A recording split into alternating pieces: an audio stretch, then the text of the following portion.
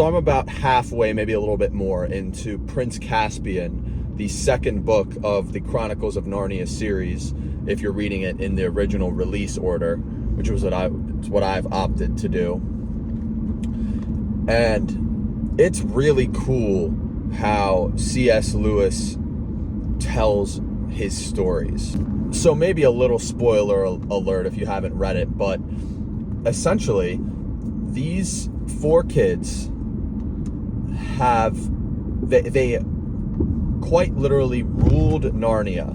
They were the four rulers of Narnia for, I believe, decades. They grew into older age from when they originally set foot into Narnia.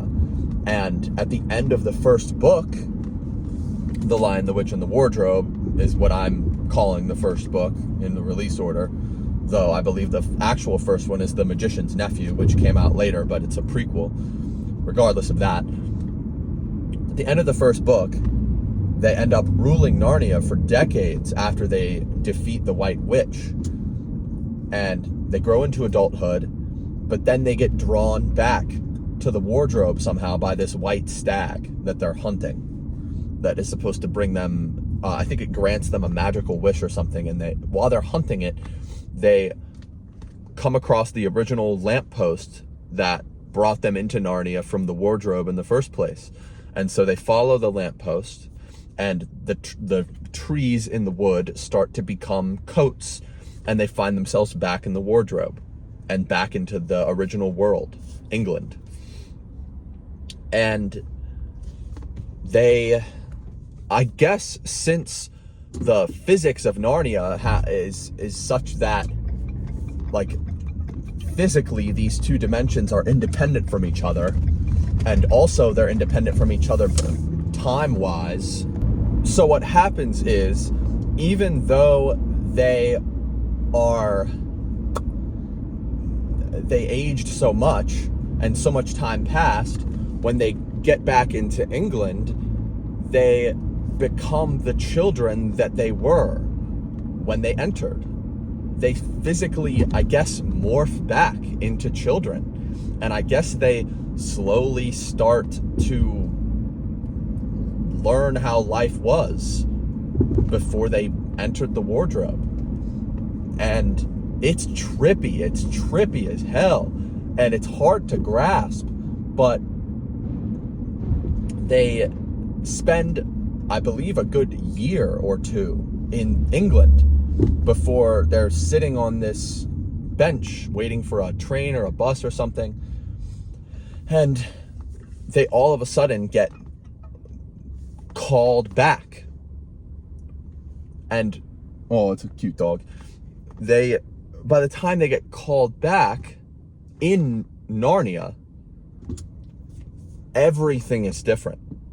They get called, they end up in this island, and they don't even know where they are at first, even though they know the terrain so well, because hundreds of years have passed, if not thousands. And they find their old castle at which they reigned, and they don't even recognize it at first. It's all ruins, and it's really weird. They have to discover that it's their own castle, like, over the course of hours. So then they go on a little exploration. I forget what they're exactly doing. I think they're looking for food or something similar. And they find this dwarf who's he's about to be executed, or, thrown into the water to drown by these soldiers. And they save him, and this dwarf tells them all about what's happened since they left. And they tell them about these people called the Talmarines, and how they're it's kind of a dictatorship, and they're not incredibly fair rulers. And what happens to the children is, since the very moment that they get called back into Narnia through this magic, they start to regain the memories and the attributes that they had when they were rulers of this land. Edmund and Peter start to regain their swordsmanship. Susan starts to regain her archery capabilities. Lucy starts to regain her surgical capabilities. They start to become the people that they once were. And now I don't believe their bodies change at all. I think they're still these children, but their memories come back, and the things that they learned while they were there come back. They become rulers again.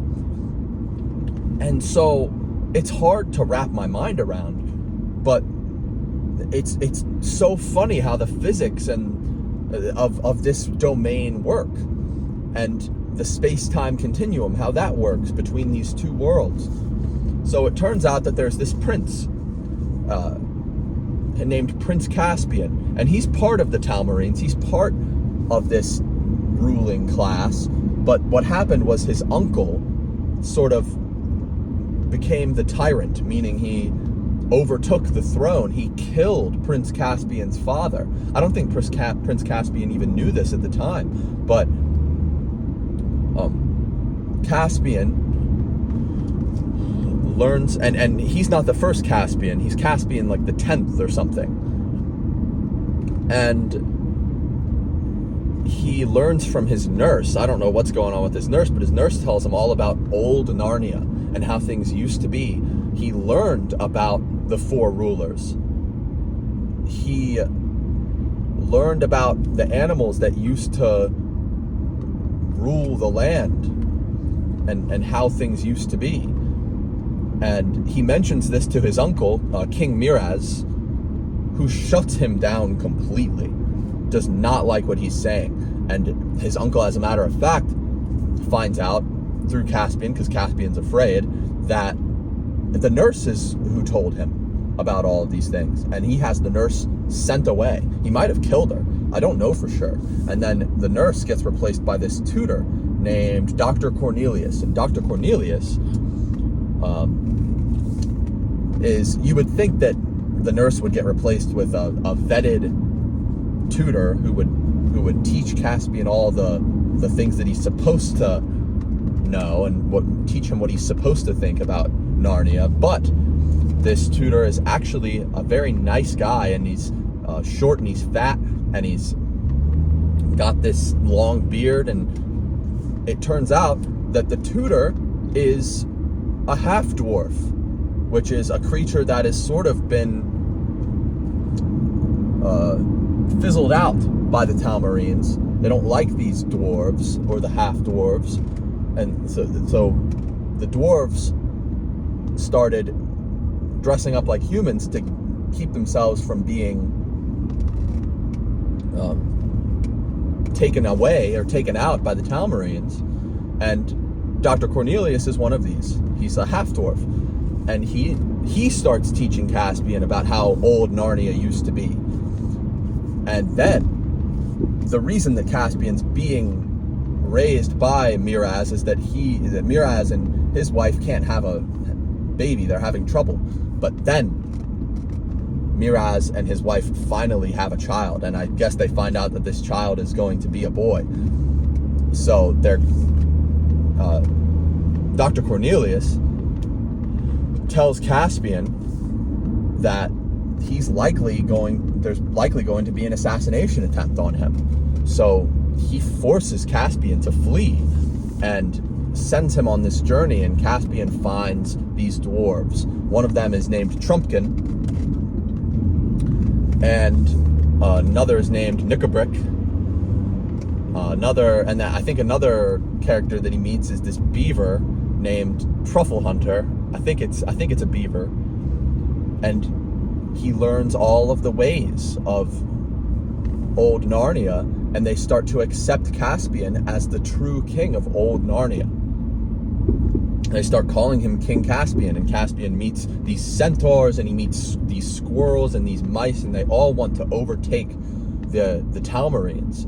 So they're plotting a war, and they head to the Stone Table, which is the most magical place in Narnia. It's where all of the important shit went down with Aslan the lion, and the White Witch in the first book. And I'm going too fast. I'm going like 35 into 25. This isn't good, especially in Pennsylvania. So they wage war on the Talmarines, and the Talmarines find them at the stone table, which is actually now called something different. I forget what it's called, but it's had structure built around it since the four siblings ruled. The Talmarines find them at this place, and they're very terrified of this place, but King Miraz forces his soldiers to go anyway, because the soldiers are more afraid of King Miraz than they are of this place, which is this magical place that Aslam has that's kind of his spot, even though he's away. And I don't even think people believe him to be dead. They just know that he's gone. He hasn't come back yet in where I am in the book. So it turns out that earlier in the story, Dr. Cornelius, this is something I forgot to mention, Dr. Cornelius gave Caspian a gift before Caspian left. He gave him this horn. And in the first book, it was a gift that was given to Susan by Santa himself. Santa is a canon character in the Chronicles of Narnia. He gives them very important gifts. He gives Peter his broadsword, and he gives Edmund, I forget what he gave Edmund. He gives Lucy this potion of healing, and Susan this horn that she can blow whenever she needs help with something. And Cornelius gives it to Caspian. He tells Caspian, you blow this horn and the ancient leaders of Narnia will come help you. And that's what legend says. So Caspian, once the Talmarines find the rebel army at this stone table, which has a different name now, it's called like Aslam's something, Caspian decides to blow this horn. And he sends Trumpkin to the castle where the siblings ruled. I forget, what is this? Cair Paravel, that's what it's called. That's what this castle is called. And he sends, I think, one of the squirrels over to a different magical place, I forget which. And it turns out that the siblings get called to Cair Paravel, and the dwarf that they had saved is Trumpkin. And so Trumpkin tells them all about what's been going on.